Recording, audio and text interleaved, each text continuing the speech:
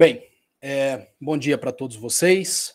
Nós estamos nos encontrando aqui para mais uma aula de direitos humanos, né? Na aula passada, a gente vinha discutindo um pouco sobre a estrutura institucional do Estado, a questão dos poderes, né? A tripartição de poderes, eu vou voltar nesse ponto aqui hoje, tá? E eu queria fazer uma acepção, né? Mostrar para vocês uma correlação. E hoje vou até dar uma aula um pouco diferente, porque eu vou falar um pouquinho de teoria geral do Estado também, de ciência política, para a gente falar de um direito fundamental, na verdade de um direito humano, né? Que nesse tema muitas vezes é relegado a um segundo plano, né? A gente se esquece de que ele também está previsto na Declaração Universal de Direitos Humanos, e que está intimamente ligado com o que a gente anda presenciando, né, no nosso país nesses últimos meses, e sobretudo com um assunto que surgiu no noticiário nacional na sexta-feira passada. Então, eu vou começar primeiro fazendo aqui uma rememoração sobre a federação, né, o Estado federativo, tá? Então, se você, para aqueles que estão aí assistindo a aula, quiserem anotar, né, esse caminho que eu vou fazer, eu quero falar um pouquinho sobre teoria geral do Estado e sobre o Estado federativo, tá? Vocês vão ver qual o caminho que eu vou seguir para que ao final eu chegue, né, eu conecte esse assunto introdutório ao tema direitos humanos, tá bom?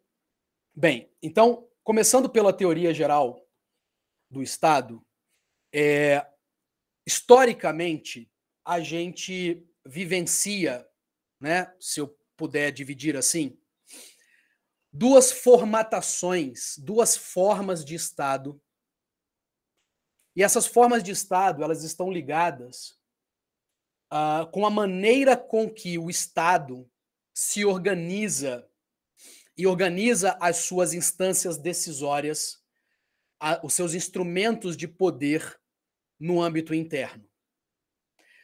A primeira experiência que a gente tem, antropologicamente falando, é a experiência do Estado unitário.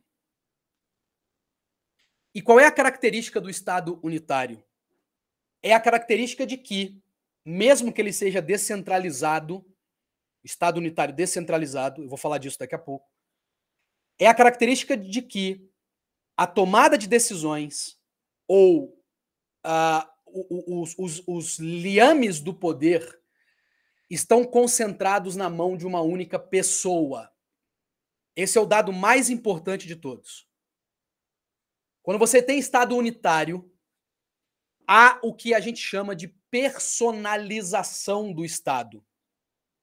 E o que é essa personalização do Estado? É a confusão do Estado com uma pessoa, no sentido de ser humano mesmo. O Estado se resume a uma pessoa. E aquelas funções estatais que a gente modernamente chama de poder, basicamente a função legiferante, a função judiciária e a função administrativa, ela se concentra na mão de uma única pessoa. O imperador, ou o soberano, ou o rei, ele, por si mesmo, exerce todas as atribuições do Estado. Ele legisla, ele julga, ele aplica a lei. Ele gere o Estado.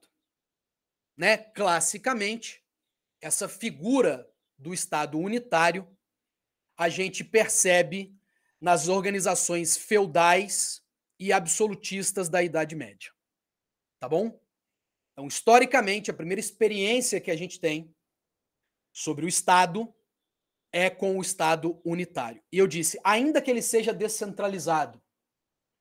O que significa isso? Nós vamos ter experiências mais para o final da Idade Média, em que o Estado continuava sendo unitário, ou seja, o Estado continuava concentrando. Luísa, a Coreia do Norte seria um exemplo disso. Mas a gente tem poucas informações. Mesmo no âmbito internacional, do direito internacional, a gente tem poucas informações sobre a estrutura organizacional, a estrutura de poder da Coreia do Norte. Mas, pelas poucas informações que temos, seria um exemplo. Só para eu continuar o raciocínio que eu vinha fazendo, Luísa. Ainda que o Estado seja unitário descentralizado, ele continua sendo um Estado unitário. E o que significa isso? Significa que eu ainda tenho a estrutura de poder, as instâncias decisórias na mão de uma única pessoa, a personalização do Estado. Mas esse soberano, por uma questão de lógica, sendo impossível que ele tome frente nas decisões de todos os fatos sociais que a ele sejam apresentados, porque, por exemplo, a população é gigante. Ele vai outorgar parte dos seus poderes a outros subordinados, a magistrados, a procuradores, a servidores públicos, mas ainda concentrando a última decisão, a última instância de poder na sua mão. Então ele vai indicar juízes locais, ele vai indicar legisladores locais que, entretanto, estão a ele subordinados, demonstrando que esse Estado continua sendo um Estado unitário, porque a relação entre eles e esses outorgados continua sendo uma relação de subordinação. Tudo bem? Eis que, então, a gente vive as revoluções iluministas do século XVII e do século XVIII. Revoluções iluministas que tinham um propósito muito claro, o propósito de limitar os poderes do soberano. Basicamente, através da ascensão de uma classe que até então era marginalizada, me refiro à burguesia, e a necessidade dessa classe burguesa de defender a sua propriedade privada como direito fundamental. Esta classe que ascendia ao poder, então, com essas revoluções, precisava de uma nova estrutura estatal que garantisse o seu domínio e, principalmente, a proteção da propriedade privada. E ela consegue isso através de diversas formas. A aula aqui não tem a pretensão de esgotar esse tema, tá? Porque seria muito mais uma aula sobre sociologia, sobre ciência política, ou mesmo sobre história. Mas a burguesia atinge esta finalidade. Qual a finalidade principal da burguesia? Defender e garantir a propriedade privada. Instaurando um novo modo de produção. Ela faz isso de diversas formas, mas principalmente através da reorganização da estrutura estatal, da forma de Estado. Ela precisa, portanto, superar aquela estrutura unitária de personalização do Estado para uma nova estrutura de despersonificação do Estado. O Estado agora não pode mais se confundir com uma pessoa. O Estado agora deve ser formado por instituições. O poder agora não mais está concentrado na mão de uma pessoa, mas sim agora o poder é entregue a instituições que, em teoria, e cá entre nós, somente em teoria, tende a uma parcialidade. Você consegue compreender isso? Conversem comigo aqui, quem está me assistindo ao vivo. Né? Você consegue entender que quando eu tiro as instâncias de poder da mão de uma pessoa e entrego para instituições, eu tendo, obrigado, Carol, eu tendo a uma imparcialidade? Por que eu digo tendo? Porque rapidamente você vai perceber que eu vou ter um domínio sobre essas instituições de poder. Essas classes burguesas, elas vão, de toda maneira, propagar um discurso de despersonificação, mas elas vão se apoderar dessas instâncias de poder, que é onde eu pretendo chegar do meio para o final dessa aula de hoje. Então, eu tenho a despersonificação do Estado para a institucionalização do Estado. E o Estado a forma de Estado que mais tende, ou que mais se aproxima desta possibilidade de institucionalização do poder, é o Estado federado, ou o Estado federativo. E quais são as características do Estado federativo? O Estado federativo é aquele que se forma através da união de Estados-membros independentes. Estados-membros independentes vão sentar a uma mesa e vão negociar cláusulas desta união, condições desta união. E essas condições e essas cláusulas, elas vão ser reduzidas a um termo, reduzidas a um documento escrito que contém exatamente as condições desta união e as condições da execução, da condução desse novo Estado. Não à toa, talvez uma abordagem que muitos de vocês nunca tenham ouvido, não à toa este documento na história humana foi chamado de Constituição. Porque é um documento que constitui um novo Estado mesmo. Que forma, que cria um novo Estado. E este documento ele vai conter elementos que vão definir esse novo Estado. Elementos que são elementos estruturais. O que significa elementos estruturais? Elementos que definem uma estrutura estatal. A gente costuma, sobretudo enquanto aluno de direitos, a gente costuma ouvir e falar da Constituição como um documento que declara direitos fundamentais. E ele também é isso. Sobretudo numa disciplina que se propõe a estudar os direitos humanos. Mas muito antes disso, eu vou dizer, ou juntamente com isso, não sei se antes ou depois, porque não é uma questão de cronologia, mas juntamente com este propósito de declarar e reconhecer a existência de um núcleo de direitos, a Constituição, ou as constituições, enquanto atos jurídicos, enquanto verdadeiros, na minha análise, verdadeiros negócios jurídicos públicos, porque vocês vão de concordar comigo.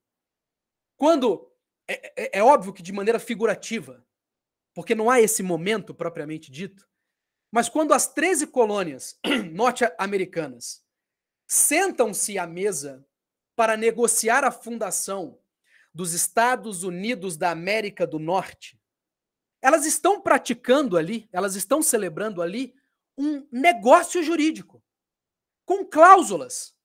Eu vou falar muito de cláusulas aqui. Com cláusulas que digam, olha, isso a gente pode, isso não pode, isso é lícito, isso não é lícito. Vocês já tinham parado para pensar nessa abordagem? As constituições, numa análise estritamente jurídica, elas são negócios jurídicos. Negócios jurídicos de cunho público. Negócios jurídicos de direito público. Mas são negócios jurídicos porque são emanações de vontade. Emanações de vontade, declarações de vontade de pessoas jurídicas de direito público. E, cara, isso é muito curioso. Isso tem que te dar a ideia desse momento histórico, de como isso é revolucionário. Bem, e nesse negócio jurídico, esses Estados-membros vão estabelecer um verdadeiro pacto. Veja como está intimamente ligado com o negócio. Estão celebrando ali um pacto. Um pacto com condições. Um pacto com cláusulas. Um pacto que precisa ser reduzido a um instrumento escrito para que ele seja observado, para que mais tarde ele possa ser exigido, para que eu possa, em determinado momento, proteger o próprio pacto. Não é assim na nossa vida cotidiana? Quando a gente celebra um contrato, sei lá, você está comprando sua casa. Você não está sempre preocupado em ter um documento escrito para que você possa provar a existência desse pacto? Respondam a mim, é uma pergunta sincera. quando você celebra esse pacto, esse contrato, você não estabelece ali cláusulas e condições e você se preocupa em reduzir este pacto a um instrumento escrito para que você tenha prova desse pacto, para que você possa demonstrar esse pacto. Eu preciso de um documento. E no caso dos estados, esse documento ficou conhecido não como contrato, mas esse documento ficou conhecido como Constituição. E este documento funda o Estado, cria um novo Estado e cria também as instituições de manejo do poder, as instituições de exercício desse poder. Poderes no sentido de órgãos ou de instituições. O Estado, até então unitário, que resumia todas as suas instâncias de poder na figura de uma única pessoa, agora é fundado com uma organização ou um organicismo intrínseco dentro dele mesmo. O Estado são instituições e não mais uma pessoa. E são essas instituições que vão exercer esse poder. Tudo bem até aqui? Mais do que isso. E esse é o elemento do pacto que eu quero dar atenção na aula de hoje. E mais do que isso, esse pacto, que não à toa é conhecido como Pacto Federativo, ele vai estabelecer cláusulas de proteção a esse pacto. Cláusulas que são voltadas a proteger o próprio pacto. Não os cidadãos que integram este novo Estado, mas o próprio pacto. Cláusulas que visam permitir ou garantir que este pacto seja perene. Então vejam que curioso. Isso é muito parecido, vou continuar nesta analogia. Eu vou continuar fazendo essa analogia com um contrato privado. Olha que curioso. Da mesma forma, na nossa vida cotidiana, a gente percebe cláusulas num contrato que são voltadas a proteger o próprio contrato. Cláusulas que vão dizer, se as partes fizerem isso, elas receberão uma multa. Cláusulas que vão dizer, esse contrato não pode ser alterado, a não ser pela livre manifestação de vontade das partes. Cláusulas que vão dizer, este pacto precisa ser cumprido de maneira honesta, equilibrada. Vejam, cláusulas que são voltadas a garantir a perpetuidade ou a perfeita execução desse pacto, lá no direito privado. Eu também consigo enxergar isso quando esse pacto é um pacto público. Quando esse pacto, quando esse contrato, quando esta avença é uma avença fundadora de um Estado. Cláusulas que vão dizer, esses são os limites do exercício de poder. Vocês que já estudaram direito constitucional, já se depararam com essas cláusulas. Cláusulas que não à toa são chamadas de cláusulas pétreas. Olha que legal. Eu estou dando uma outra abordagem às cláusulas pétreas. Geralmente você faz uma abordagem das cláusulas pétreas quando você está falando, quando você analisa as cláusulas pétreas por um aspecto formal. Você aprende que as cláusulas pétreas são aquelas normas constitucionais que não podem sequer ser objeto de deliberação. É uma cláusula protetiva da própria Constituição. Mas essa é uma análise formal. Materialmente falando, a cláusula pétrea é uma cláusula de proteção. É uma cláusula que tem uma finalidade, teleologicamente falando, que tem a finalidade de proteger o próprio pacto federativo. Então eu vou estabelecer essas cláusulas. E vou dizer, olha, a Constituição até pode ser alterada. Em muitos aspectos ela pode ser alterada, e é importante que ela seja. Porque enquanto instrumento normativo, ela precisa ser viva. Ela precisa acompanhar a evolução da sociedade. Lembra da característica da historicidade dos direitos humanos? Né? Que os direitos humanos, eles nascem da evolução histórica de uma sociedade. Lembra disso ou não, gente? Fale comigo. É óbvio que a Constituição precisa alterar-se. Ela precisa mudar. Ela precisa evoluir. Mas alguns pontos desta Constituição... Obrigado, Josi. alguns pontos dessa Constituição não podem ser alterados, sob pena do próprio pacto ruir. E quais são esses elementos? Quais são esses elementos nucleares da Constituição? Não só brasileira, pessoal. Eu estou fazendo aqui uma análise histórica mesmo. Uma análise do direito comparado. Quais são esses elementos? Para o que nos interessa? Basicamente, os direitos humanos. Lembra, a gente já falou do princípio do cliquê, né? Ou do princípio da proibição do retrocesso, né? Nós já falamos aqui da impossibilidade, mesmo pela fundação de um novo Estado, a gente ter um Estado que proteja em grau menor os direitos humanos ou fundamentais, mas também elementos estruturais do próprio Estado. E é sobre isso que eu quero falar na aula de hoje. Então, as cláusulas pétreas, vou voltar, elas têm a função de proteger o próprio pacto, estabelecendo limites para o exercício do poder e para a condução desse Estado. Quais são esses elementos nucleares? Os direitos humanos, basicamente, e, sobretudo, os elementos estruturais deste próprio Estado. 2 são importantes para esse debate que eu quero trazer na aula de hoje. Primeiro deles, a tripartição de poderes, que é sobre o que eu quero falar. Se a gente estuda o direito constitucional comparado nas federações, que é a forma de Estado da maioria dos Estados modernos e democráticos, a tripartição de poder é elemento fundamental do Estado. A tripartição de poder é esta cláusula constitucional que não pode ser tocada, que não pode ser alterada. Primeiro ponto.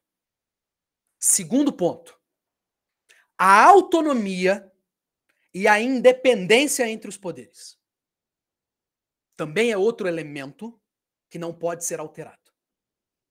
Então, não pode ser sequer apreciada uma proposta de alteração da Constituição, que aqui no Brasil a gente chama de emenda constitucional, da mesma forma que os norte-americanos chamam de emenda.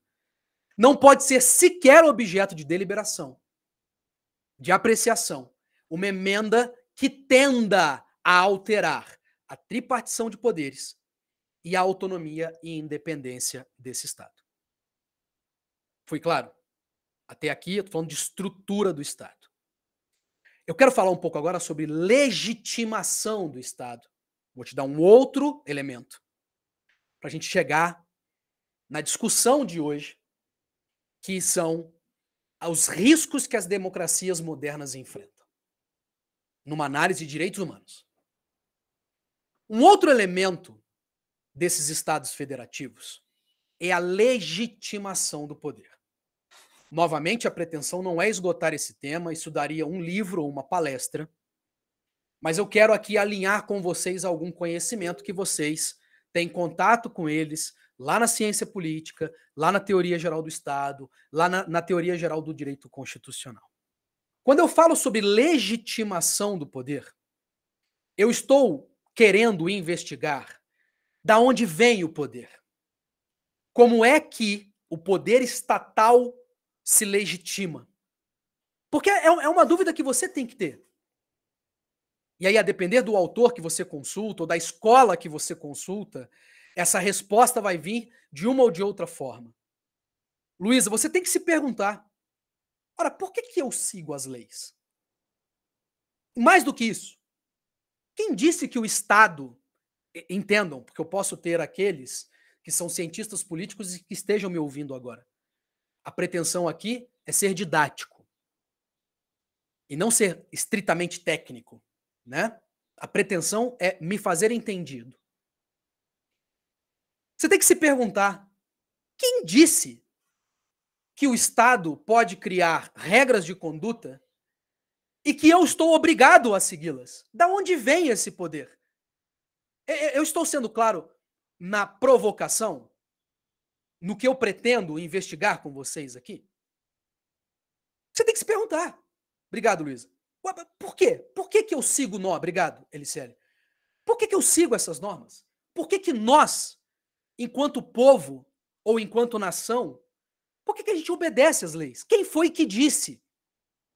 E ao longo da história e da teoria jurídica, da teoria do Estado, diversas foram as respostas a esta pergunta.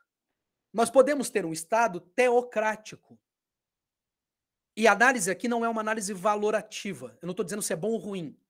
Eu só estou dizendo que existem diversas respostas para essa pergunta sobre a legitimação. Eu posso ter uma legitimação teocrática. E o que seria uma legitimação teocrática? É aquela que diz que o sistema jurídico e que, portanto, o próprio Estado se legitima pela existência de uma entidade, de uma divindade. E aí você pode dar o nome que você quiser a essa divindade. Você pode chamar de Deus, você pode chamar de Alá, você pode chamar de Oxalá, você pode chamar de Maomé, você pode chamar de Exu, né? Do que você quiser. Mas nesses estados teocráticos, você vai justificar, você vai validar o Estado e, portanto, as instâncias de poder estatal a partir do apoio numa divindade. Isso já foi e é presente até hoje, né? Mas isso já foi uma regra na Europa continental. Você pode justificar a legitimação do Estado através do poder de um grupo ou de uma família. Um Estado oligárquico. Olha, eu sigo essas normas porque determinada família é reconhecida como uma família legítima ou o grupo legítimo para ditar essas normas. Ou você pode apoiar a legitimidade do Estado no próprio povo, os chamados estados democráticos. Tudo bem? Que é, talvez, aquele que modernamente você mais conheça. Porque você é filho de um Estado democrático, ou pelo menos supostamente democrático. Então, a democracia é o pilar de sustentação e validação dos Estados democráticos. O que isso significa? Significa que, na última análise, na última linha do balanço, as normas jurídicas, o ordenamento jurídico, as decisões estatais têm como apoio a vontade do povo. Então, em última análise, por mais que seja um representante eleito a tomar determinada decisão, por mais que seja um juiz que não foi eleito, mas um juiz representando o Estado juiz, um juiz representando a função judiciária ou judicial de um Estado, ao final, a legitimidade desta sentença apoia-se ou tem apoio na vontade do povo. Esse é um Estado democrático. Vocês já me ouviram falar, quem é meu aluno há mais tempo, vocês já me ouviram falar 1 milhão de vezes que as duas grandes guerras são marcos históricos para a humanidade. São marcos históricos porque realmente, em diversos aspectos da nossa vida, dividem a nossa existência, a nossa compreensão, inclusive, em antes e depois das duas grandes guerras. E, sobretudo, após a Segunda Guerra, com o nascimento das instituições de direito internacional, né, com a consolidação de instituições de direito internacional que são paraestatais, apesar de formadas por esses estados, nós conseguimos entender que esses estados que fundam a sua legitimidade na autocracia, na teocracia ou na oligarquia, tendem a abusos, tendem ao domínio, tendem a um Estado ditatorial. E olha o que acontece. Agora eu vou fazer a conexão do nosso assunto, teoria geral do Estado, com direitos humanos. Veja o que acontece. Com a Declaração Universal dos Direitos Humanos, eu estou colocando ela aí na tela para vocês verem. Com a Declaração Universal dos Direitos Humanos, a democracia, ou seja, o fato de que o povo tem o direito de participar das conduções do seu Estado, é erigida a direito humano. Foi o que eu falei no começo da aula, que é uma parte da Declaração de Direitos Humanos que a gente quase não fala. A gente geralmente fala direitos humanos no que se refere aos direitos de primeira dimensão ou geração. Vida, liberdade, segurança, saúde, nacionalidade. Mas o artigo 21 da Declaração Universal de Direitos Humanos, ele fala de direitos políticos. E vocês vão me permitir ler aqui. Ele diz: todo ser humano tem o direito de tomar parte no governo de seu país, diretamente ou por intermédio de representantes livremente escolhidos. O que é isso, pessoal? Isso é a Declaração Universal de Direitos Humanos dizendo que é direito humano a condução democrática de um Estado. E ela continua: todo ser humano tem igual direito de acesso ao serviço público do seu país, e termina dizendo: a vontade do povo será a base da autoridade do governo. Então, o que eu estou te propondo é que, a partir do fim da Segunda Guerra, a democracia ela é erigida a direito humano, não permitindo, num Estado democrático e num Estado propagador e defensor de direitos humanos, não permitindo outra estrutura de legitimação que não seja a democracia. E ela chega em aspectos até formais aí, ó, procedimentais. Ela diz: essa vontade será exercida em eleições periódicas e legítimas, por sufrágio universal, por voto secreto ou processo equivalente que assegure a liberdade de voto. Galera, não há dúvida, desde 1950, ao menos, eu estou colocando 50 para arredondar, que a condução democrática de um Estado é direito humano. Tudo bem? E nós sabemos, que é onde é o debate que eu quero chegar, nós sabemos que a maioria dos estados modernos são signatários da Declaração Universal de Direitos Humanos. São signatários dessa declaração que foi internalizada, né, aos seus ordenamentos jurídicos internos, na maior parte das vezes, pela própria Constituição. Não é o nosso caso, pessoal? Eu já não te falei 1 milhão de vezes que a nossa Constituição, em grande parte, ela é cópia da Declaração Universal de Direitos Humanos? Então veja tudo que eu falei até agora nessa aula de hoje. Que nós tivemos uma evolução histórica, né, que nos permite enxergar duas formas de Estado, o Estado unitário e o Estado federativo.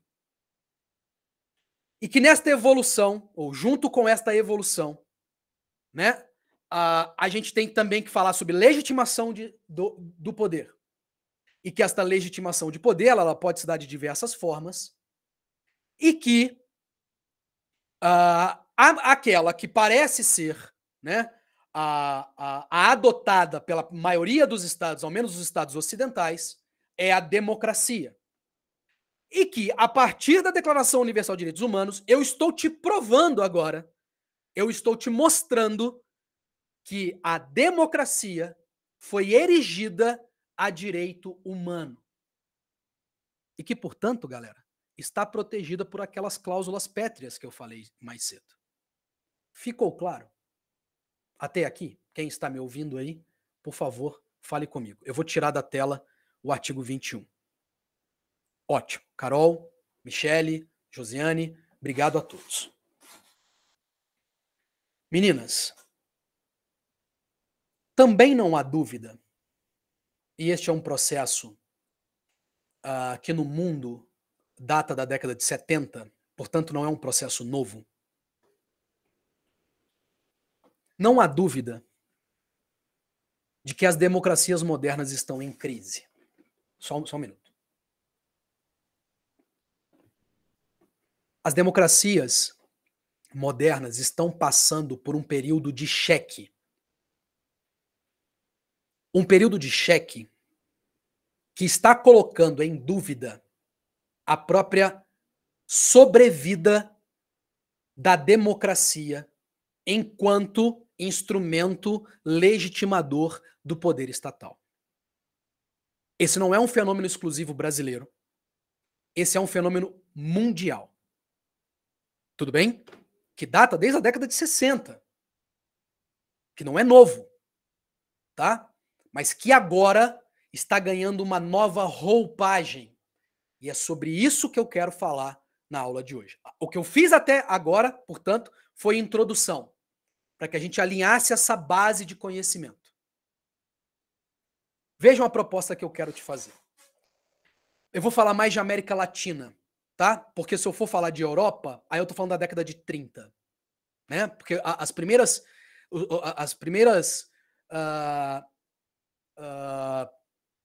rupturas com essa estrutura federativa e democrática de Estado na Europa começa na década de 30 com os movimentos fascistas. E que eu não quero abordar profundamente esse tema, que daria uma nova aula. Mas, sobretudo na América Latina, a gente começa a perceber esses movimentos a partir da década de 60. Porque na América Latina vão começar a pipocar estados ditatoriais, como aconteceu no Chile, como aconteceu na Argentina, como aconteceu no Brasil. E eu não quero estudar esses fenômenos, mas eu quero te fazer uma proposta. Quando eu falo de ruptura democrática, eu preciso que vocês me digam se não é assim que você enxerga. Quando eu falo de ruptura democrática, vocês pensam em golpes de Estado, no sentido mais clássico de todos. É ou não é? Quando eu falo em ruptura democrática, eu estou falando, eu imagino que vem à sua cabeça uma alegoria de tanques militares invadindo a praça de poderes de um país. Fale comigo.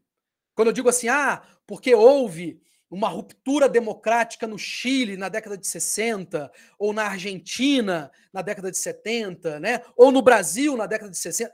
O que te vem à cabeça, Eliciele, não é exatamente essas situações de guerrilha e de fogo e de enfrentamento. É ou não é, Carol? Você tem essa estrutura ou esta alegoria, esta imagem daquele golpe de Estado clássico, né? De um embate entre duas ou mais estruturas de poder, né? Que ao final desses embates, geralmente com guerras armadas, né? Geralmente com a participação ou das Forças Armadas ou de entidades paramilitares, que ao final, né, gera um grupo vencedor que se apropria das instituições de poder.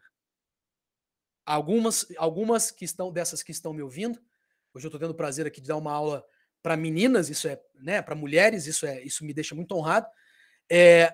Mas é essa figura que vem à sua cabeça, não é?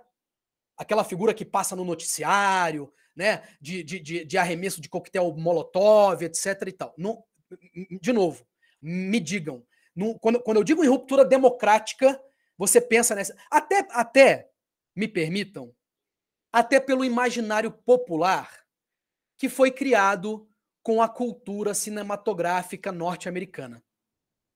É ou não é? Nós fomos aqui, a maioria de nós somos educados, nós crescemos vendo filme de guerra americano, porque lá em Cuba tem uma guerrilha. Não é assim? Falem comigo. Ótimo. Carol, o que eu quero te mostrar é que as democracias modernas estão passando por um desafio que até a década de 90 era inimaginável.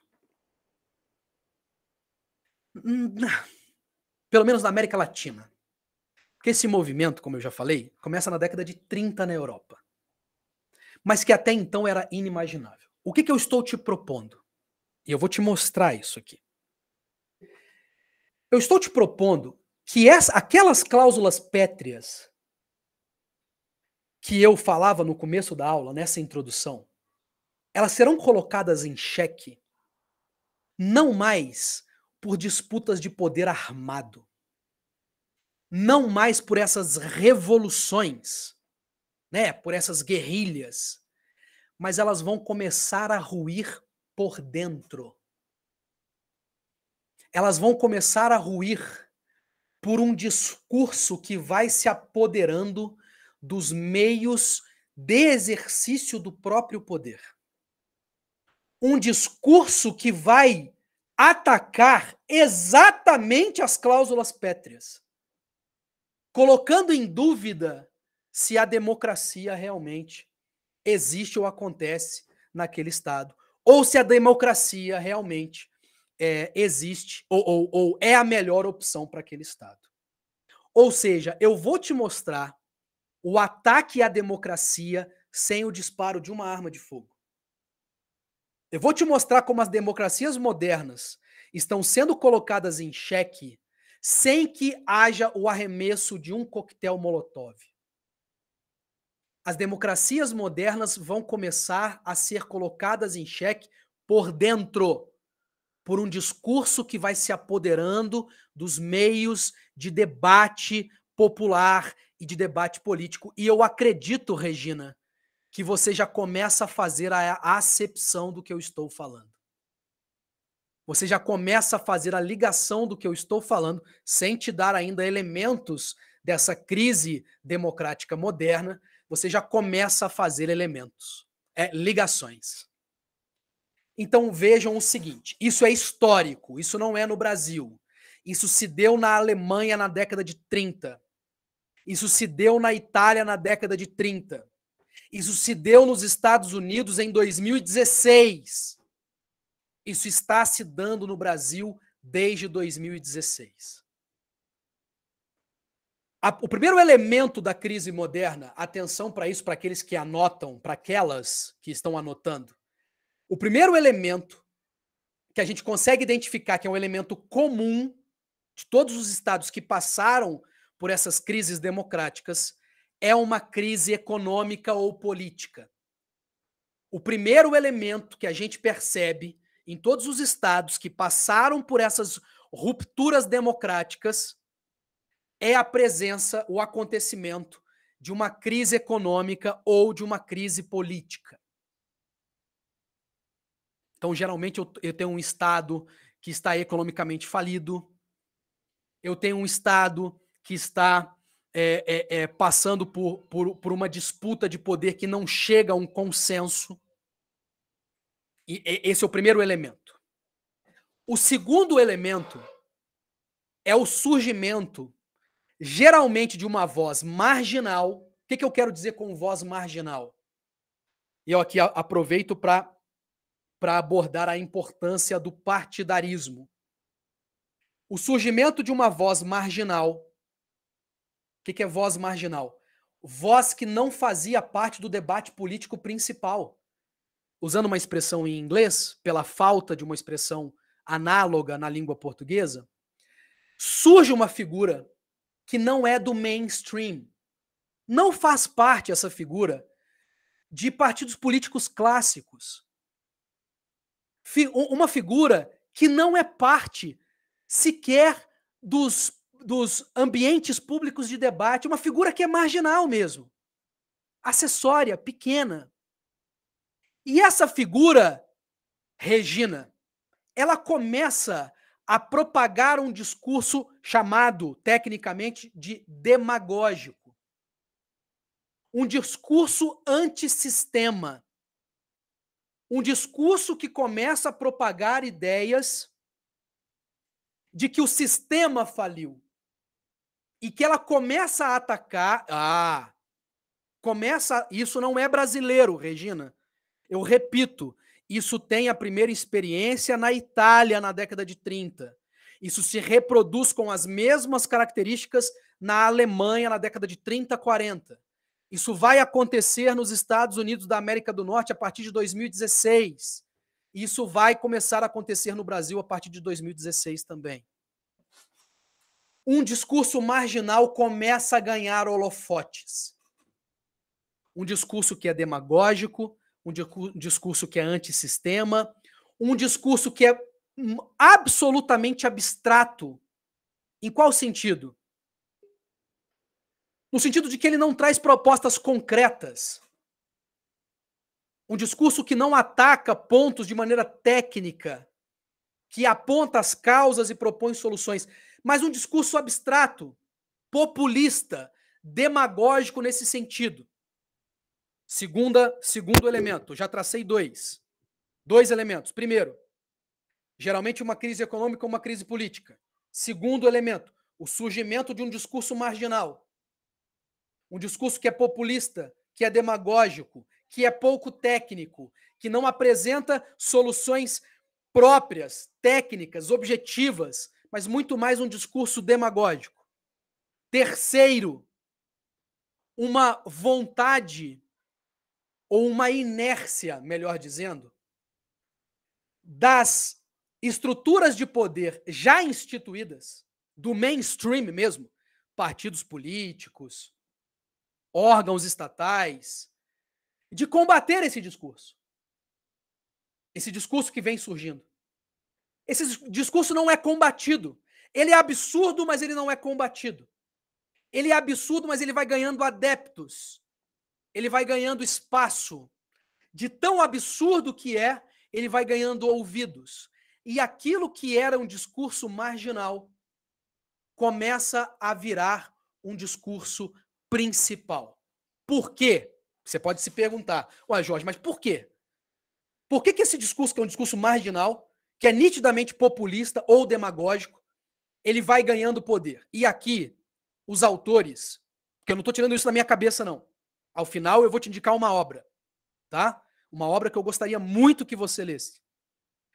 Segundo este autor especificamente, duas podem ser as explicações para esse discurso que é minoritário, que é marginal e ganhando espaço.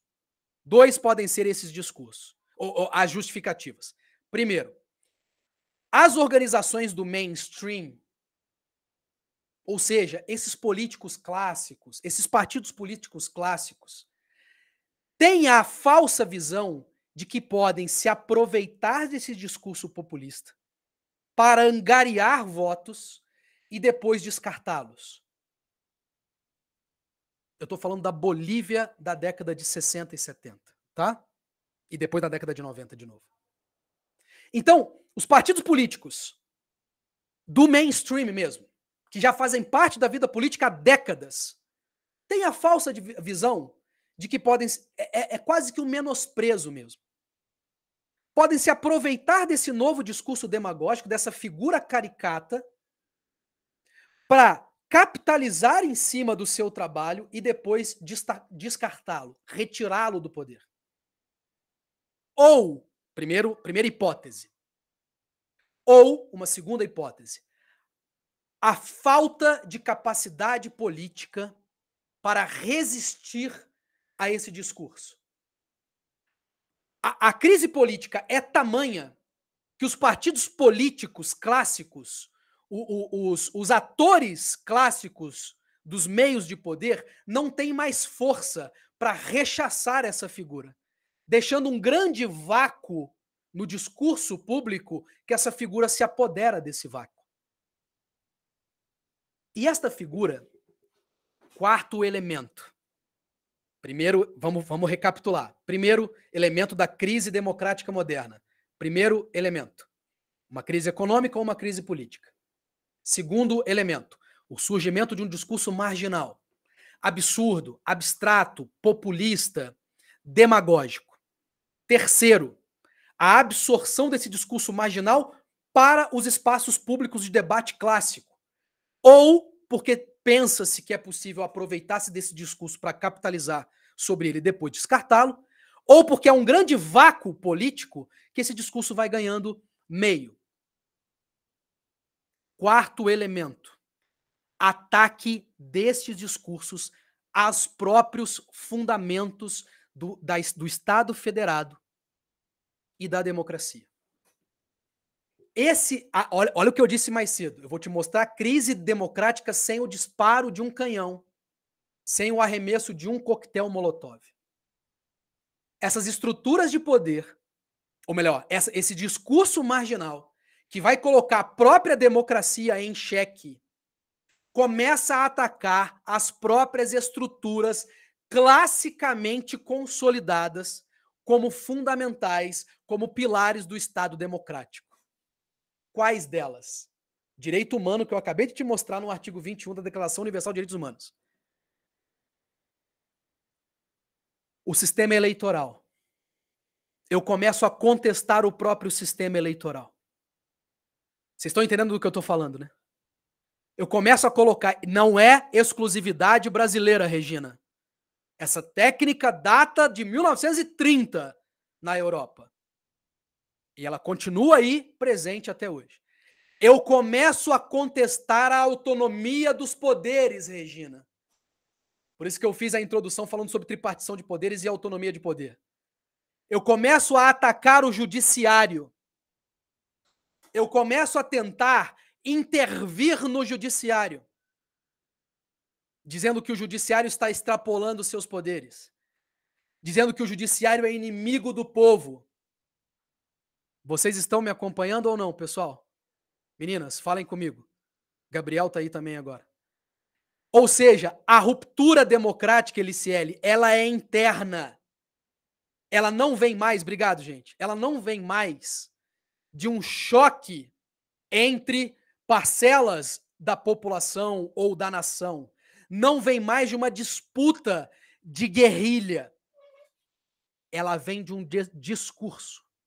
De um discurso que começa a colocar em xeque as próprias estruturas de poder. Quarto elemento, o ataque às estruturas legítimas e legitimadas do Estado. Quando que esta estrutura democrática, então, quando que essa ruptura democrática se consolida com a chegada desse discurso demagógico aos meios de poder? Essa estrutura se consolida, essa ruptura, esse cheque se consolida, porque este discurso, ele chega a uma eleição. E olha que curioso que eu estou te dizendo. Eu estou te mostrando crise democrática sem a quebra do Estado anterior. Como é que eram as crises democráticas lá da década de 30, lá da década de 60, 70 e 90? A tomada do poder. Não era assim? Era guerra, era tanque na rua. E eu tomava o Estado. Havia uma ruptura estatal. A crise democrática moderna, ou a crise do Estado democrático moderno, ela não pressupõe uma ruptura. O discurso demagógico, o discurso que era marginal, ele ascende ao poder por meio do voto. Ele ascende ao poder exatamente pelo processo eleitoral que ele mesmo critica, que ele mesmo coloca em xeque, coloca em dúvida. Vocês estão entendendo? Eu digo que o Estado é falido. Eu digo que eu não farei a política velha, que eu não farei conchavos, que eu vou inaugurar uma nova América, que eu vou resgatar a América para ela ser grande de novo, que o processo eleitoral é contaminado, ele é corrupto, o Estado é corrupto, e eu vou lá e me apodero desse próprio Estado corrupto. Eu chego ao poder através dos instrumentos e dos processos classicamente estabelecidos, ou seja, da eleição, do voto. E depois eu coloco em xeque as próprias estruturas de poder que me levaram ao poder. Estou sendo claro? A crise democrática moderna é uma crise interna. Ela não vem de guerras internacionais. ela não vem de invasão, ela não vem de guerrilha civil, ela não vem de um novo instrumento de poder, ela começa dentro do próprio Estado. E aí o que ocorre? Ocorre que uma vez que essas instituições de poder são tomadas por esse discurso marginal, esse discurso marginal começa a reorganizar o Estado para que o Estado o perpetue no poder. Eu começo a usar, vou usar uma expressão técnica aqui, hein? Falei com vocês sobre isso na aula passada.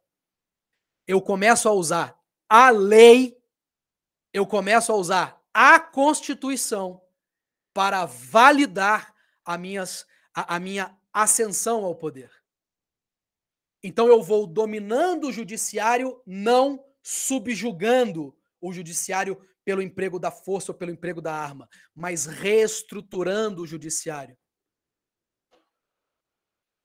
Eu vou legitimando atos ilícitos ou atos de corrupção, alterando a lei e tornando esses atos válidos. Vou dar exemplos genéricos aqui, sem nenhuma ligação com a realidade. Eu vou autorizando, ou melhor, ao invés de eu combater, por exemplo, a exploração ilegal de madeira, ao invés, eu vou desmantelando as estruturas organizacionais de combate a estes atos. Ou eu legalizo a exploração daquela atividade econômica, porque ela não é mais ilícita. Eu não vou desfazer o judiciário. Não vou fechar a Suprema Corte, mas eu vou colocar na Suprema Corte figuras que vão perpetuar o meu discurso, que vão legitimar o meu discurso. E, portanto, eu vou mitigar essas instâncias de poder. Vocês compreenderam isso, pessoal? Eu estou tirando uma fotografia.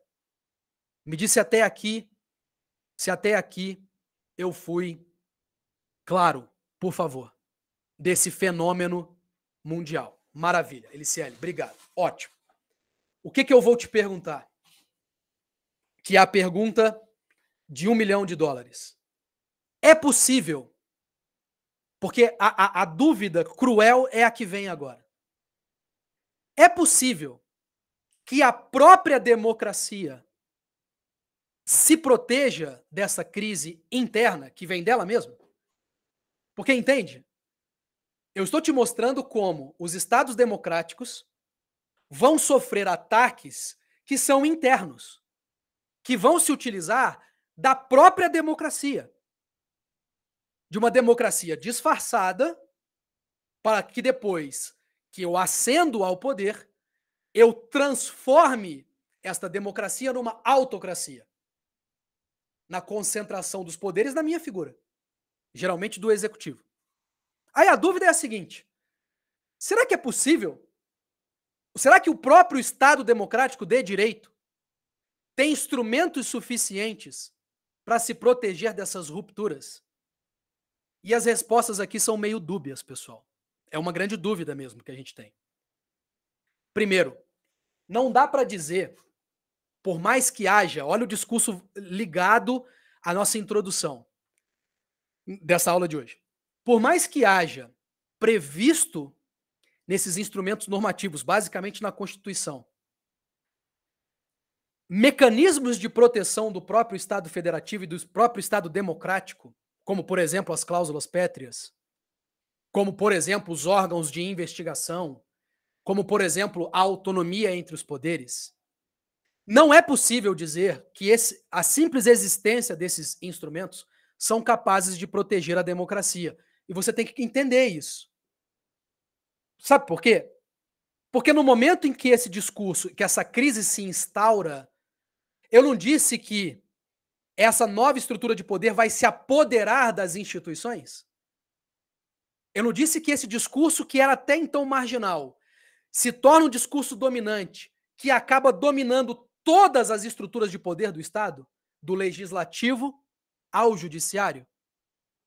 Então não é possível dizer que as próprias estruturas do Estado federado e democrático sejam por si só suficientes para combater essa crise, para evitar essa crise.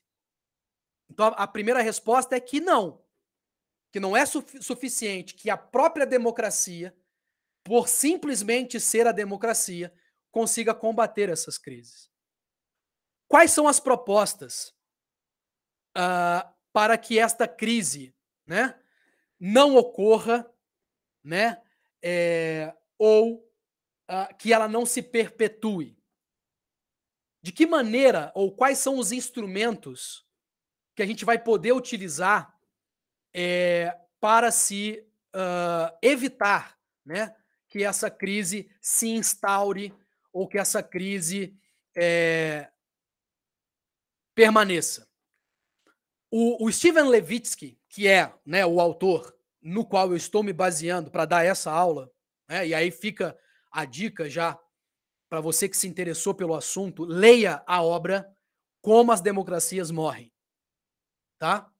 Eu estou me baseando neste livro para dar essa aula de hoje, né? E, obviamente, também fazendo um paralelo com o nosso conhecimento sobre direitos humanos. Eu vou colocar aqui no chat, tá? O nome do livro, Como as Democracias Morrem, do Steven Levitsky. Você acha facilmente essa obra para comprar, é uma obra até barata, e é uma obra que tem que ser obra de cabeceira pelo estado que a gente morre. A proposta do autor é analisar o fenômeno que ocorre no governo Trump, como o governo Trump, que está tentando voltar ao poder agora, utilizando-se da mesma técnica, como a pergunta dele é como que a América do Norte permitiu que o governo Trump ascendesse ao poder. E aí ele vai analisar desde a Itália na década de 30 até o que aconteceu na Venezuela na década de 60 e 70, para tentar chegar a essa resposta. E a proposta dele é que a proteção do Estado democrático deve vir do próprio povo e das próprias estruturas de poder. Ele diz assim, olha, eu não acredito que seja possível que o povo não caia nessa armadilha democrática. Porque é natural que o ser humano anseie por uma ruptura de um Estado que na sua cabeça está falido. Eu não disse que o primeiro elemento é a presença de uma crise econômica ou política? Então, diz ele, é natural que o povo, enquanto massa, corra, anseie por uma resposta nova.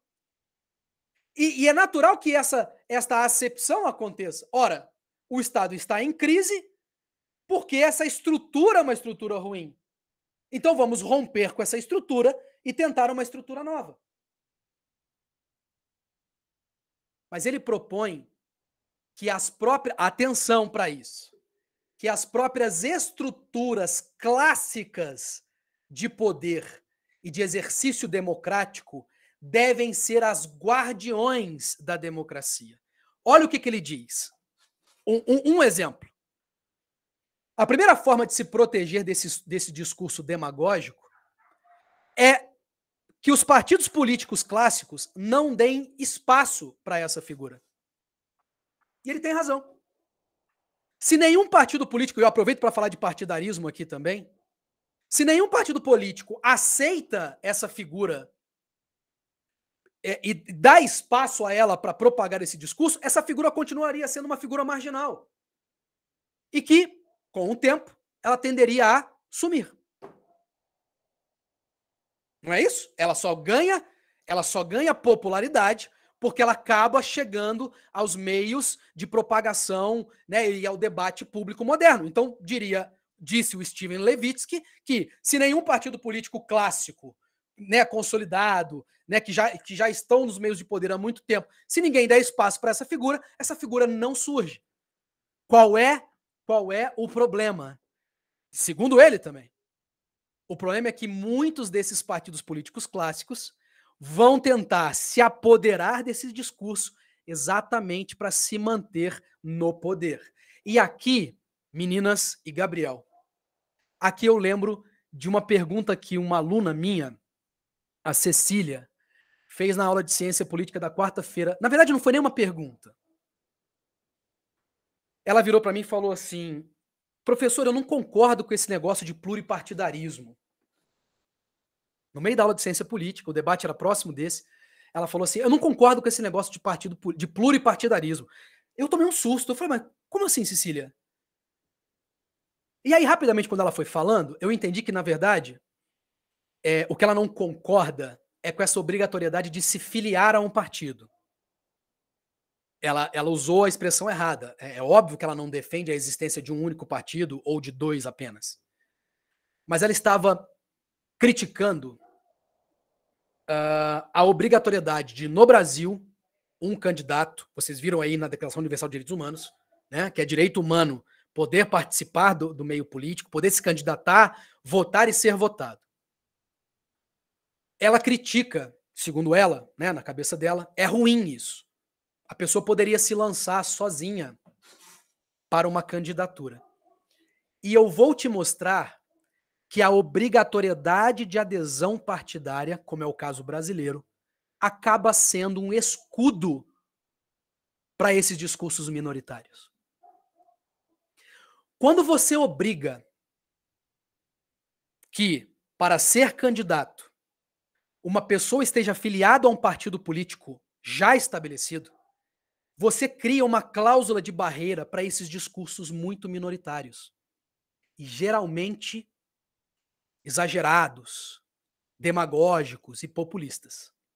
Por quê? Porque você sabe, por mais que você não tenha estudado profundamente direito eleitoral, que no Brasil, para se criar um partido político, lembra, ele é uma associação, mas para que se crie um partido político, eu tenho uma ritualística própria.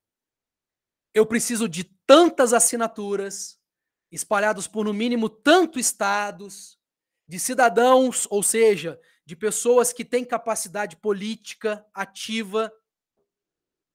Eu tenho toda uma ritualística para não permitir ou para evitar que partidos políticos surjam no quintal de uma casa para defender discursos absolutamente minoritários. Então, quando eu exijo um quórum mínimo de eleitores ou de cidadãos para a criação de um partido político, eu acabo estabelecendo uma cláusula de barreira. Para que esses. E isso é importante exatamente para que essas crises não aconteçam. Então, outro mecanismo de defesa é o partidarismo. É exigir que haja filiação partidária. Você pode ser crítico no sentido de, e eu sou também, no sentido de que o partidarismo no Brasil, ele já se perdeu há muito tempo. Por quê? Porque não há mais, há muito tempo, não é de agora não, não há mais aquela ideia da adesão programática. Assim, ó, sobretudo no sistema proporcional. Eu não vou aderir ao partido A ou ao partido B porque o programa do partido A me aproxima dele. Porque as ideias do partido A me aproximam dele. Nós estamos vivendo uma situação, e vejam se vocês não me digam, por favor, se vocês têm a mesma visão ou discordam de mim também. Geralmente a escolha do partido político, para não dizer sempre, ela é feita de acordo com a possibilidade de eu ser eleito através desse partido. Não é mais uma questão de adesão ideológica, de adesão programática, no que esse partido defende, de quais são as bandeiras que esse partido defende, mas muito mais de qual é isso, não é, Michele? De qual é a possibilidade de eu aderindo ao partido A, B ou C, em qual deles terei eu maior possibilidade de ser eleito. Aí você pode fazer uma crítica ao partidarismo, à obrigatoriedade de filiação partidária. Mas o partidarismo continua sendo uma cláusula de barreira,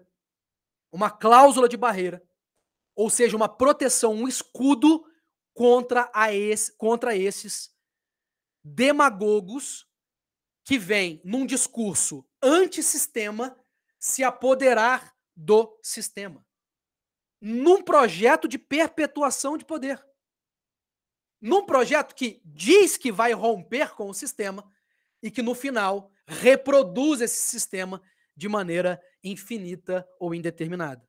Estou sendo claro? Daí, portanto, pessoal, votar e ser votado é direito humano, Michele. E qualquer proposta que venha no sentido de diminuir esta possibilidade, de estabelecer um sectarismo, de estabelecer um voto censitário, porque determinada parcela da população não sabe votar. Vocês estão entendendo do que eu estou falando? Porque determinado grupo da população não poderia votar. Qualquer discurso nesse sentido é um discurso anti-direitos humanos. Muito antes de ser um discurso democrático, é um discurso anti-direitos humanos. É um discurso que não reconhece no cidadão, independentemente da sua origem étnica, social, econômica, não reconhece no ser humano um ser humano. É um discurso que combate a essência da humanidade. E eu espero que vocês tenham gostado dessa aula de hoje, porque cá entre nós eu preparei com muito carinho, tá? E é isso que eu queria trazer, essa conclusão, tá? De que essas crises modernas da democracia são, na verdade, crises de direitos humanos, e não só uma crise política que vocês podem ignorar. Carol, eu que agradeço. Eu agradeço por vocês me ouvirem, né? E que vocês possam ser também multiplicadoras desse discurso nosso, tá bom? Ó, beijão, muito obrigado. Adorei a aula de hoje, tá? Tem mais assunto, eu vou continuar falando disso na próxima aula. Eu quero aproveitar mais um pouquinho da obra do Steven Levitsky aí para te trazer outras visões. Mas é muito legal poder bater esse papo aqui com vocês. Vocês são suspeitos, tá? Beijão, galera. Fiquem com Deus. Até semana que vem. Abraço. Obrigado, gente.